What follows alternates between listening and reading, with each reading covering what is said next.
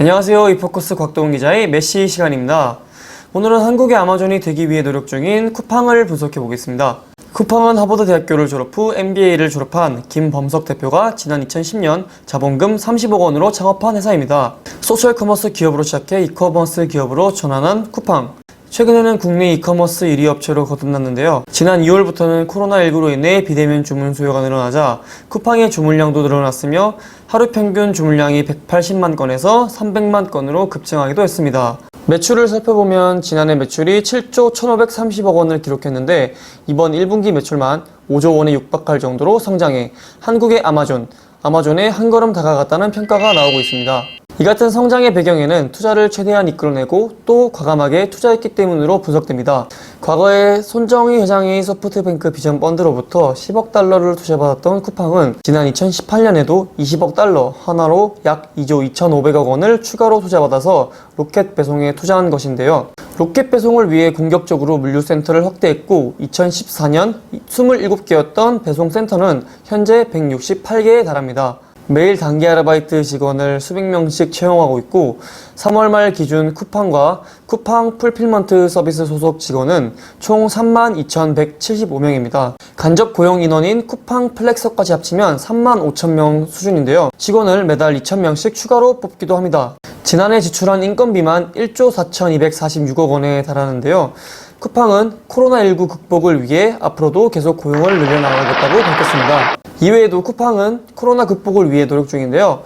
지난 1월 말부터 마스크 동결 정책을 시행, 한 달간 마스크 1억 장 이상을 판매해 약 60억 원의 손실을 봤습니다. 그리고 매일 100만 가구에 생필품을 배송하고 있고 총 210억 원 규모의 코로나19 안전 비용을 지출했거나 앞으로 지출할 예정입니다. 최근에 물류센터에서 확진자가 발생해 쿠팡의 안일한 대처가 도마 위에 오르기도 했는데요. 실제로 확인해보니 물류센터에는 식당 칸막이 설치, 식사 시 성명 연락처 기입, 손소독제 비치, 좌석 실명제, 마스크 배부와 착용 의무화, 물류 캠프와 차량 방역 등 각종 노력을 기울인 것으로 알려졌습니다.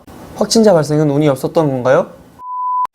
어쨌든 직원을 많이 뽑아 노동시장에 활력을 불어넣고 고용을 창출해내는 것은 정말 칭찬받아 마땅한 일이지만 집단 감염에 취약한 만큼 조금 더 각별한 관리 감독을 통해 감염병 예방에 구멍이 없도록 해야 하겠네요. 코로나19 사태에도 불구하고 한국에 사재기가 없는 이유, 그 이유는 바로 쿠팡 때문이다 라는 말이 나오고 있는데요. 쿠팡에서 주문한 생필품은 다음날 무조건 도착해 있을 거다 라는 그런 믿음이 생겼다는 것입니다. 하지만 최근 고양, 부천 두 물류센터가 운영 중단되면서 배송 지연에 대한 우려가 나오고 있고 소비자들의 불안감이 상승하고 있어 위기를 맞고 있는데요. 쿠팡은 이에 대해 다른 물류센터에서 커버가 가능하다고 밝혔습니다. 택배 오염 가능성에 대해서도 보건당국과 전문가들은 가능성이 매우 낮다고 판단하고 있습니다. 2010년에 창업해 9년 만에 매출 7조 원을 달성, 적자를 무릅쓰고 규모의 경제 실현을 위해 공격적인 투자를 해오고 있는 아마존식 전략이 효과를 보고 있는 것 같은데요. 여러분, 유니콘 기업이라고 들어보셨나요? 비상장 기업 중 기업 가치가 10억 달러 이상인 기업을 전설 속의 동물인 유니콘에 비유해 지칭하는 말인데요. 우리나라에는 쿠팡, 우아한 형제들, UMF 등을 포함해 11개의 유니콘 기업이 있습니다. 세계적으로는 미국, 중국, 영국, 인도에 이어 독일과 공동 5위인데요. 세계를 보유 중인 일본보다 많습니다. 이러한 유니콘 기업들이 많이 나오고 스타트업 기업들이 성장해 대한민국의 국력이 강해졌으면 좋겠네요. 물류 혁신을 이끌고 있는 쿠팡은 과연 한국의 아마존이 될 수 있을까요?